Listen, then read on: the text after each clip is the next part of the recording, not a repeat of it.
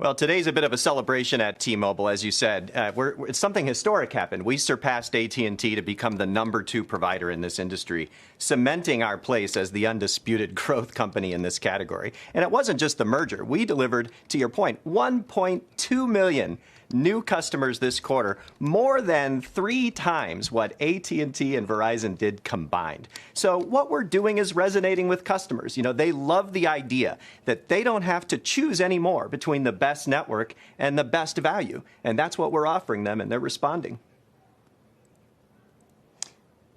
I've never seen so many mentions of competitor companies in an earnings release. I mean, yes, you surpassed AT&T to become #2, and there are other metrics in there as well. How competitive is it out there right now for the industry, with the cable providers also swooping in and adding to growth? Well, I love it. That's what the Un-carrier's always been about. You know, we've been about righting wrongs in this industry and taking on the entrenched competition. And that's one of the reasons why it's so historic today to have achieved this milestone. But look, I mean, this is a competitive industry, and we're the ones that bring the competition. And we've always done that as the Un-carrier. What's different now with the new T-Mobile is that we have the resources and the assets to do that sustainably in the future. We have more mid-band spectrum where 5G will play out than AT&T and Verizon combined. And so, of course, we're a little competitive. Mike, when will 5G play out, and when will it make a meaningful difference in the way that consumers make their decision? Well, it's meant a lot to the carriers for the last couple of years. But to your point, consumers have been watching with one eyebrow raised. That's all about to change. And so, you know, as we exit this year, I think 5G will become a topic that all consumers are looking for and that they're talking about. And that depends on handsets coming in, and it depends on networks rolling out. Our network has now reached 250 million people with 5G. And that's incredible. And most people don't even have a handset yet, but we're building in advance of the demand. Because I'll tell you this, Verizon in the 4G era in 2010, they pulled ahead of the pack and dictated network competition by being first with 4G LTE widely. That same advantage is ours for the 5G era, and we're proving it with the numbers that we're posting. Well, so that was a big motivation, obviously, behind the deal. Now we're getting a look at how fast this combination is coming together with T-Mobile and Sprint. So, Mike, give us a sense operationally about how it's going, whether you've transferred over to that Sprint 5G network, what's happening with Sprint customers transferring over to T-Mobile, and how quickly are you realizing some of these synergies?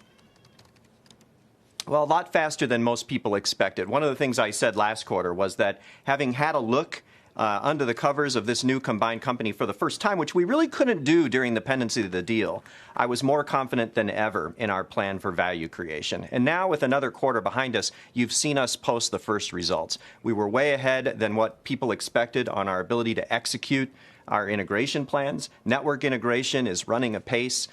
We're now in 6 or 7 major cities, and we'll be in thousands of cities as we exit this year with mid-band spectrum lit up on 5G from this merger.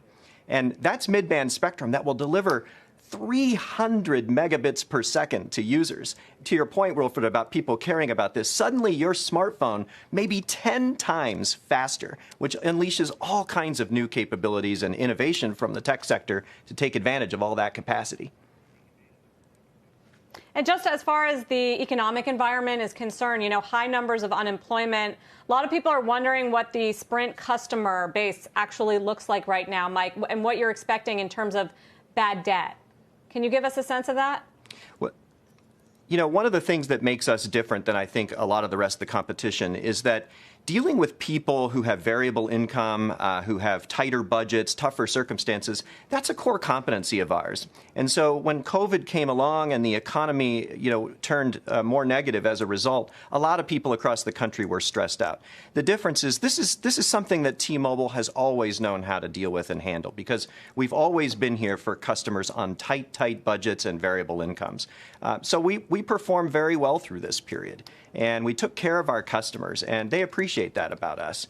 You know, I really believe that as this economy unfolds, and it could be a tougher time for many, T-Mobile will be here making a difference for people. We're going to be here as a value alternative at a time when people may be seeking value. And that's a potential strength for us going forward. Mike, just very quickly, would you consider diversifying the business model at all, whether it's to buy content a little bit or even a social media company like TikTok, which is available? Well, I'd never rule out anything, but I'll tell you this. I like the pure play strategy. You know, it's awfully hard for investors to figure out what's really going on at Verizon and AT&T because they're conglomerates.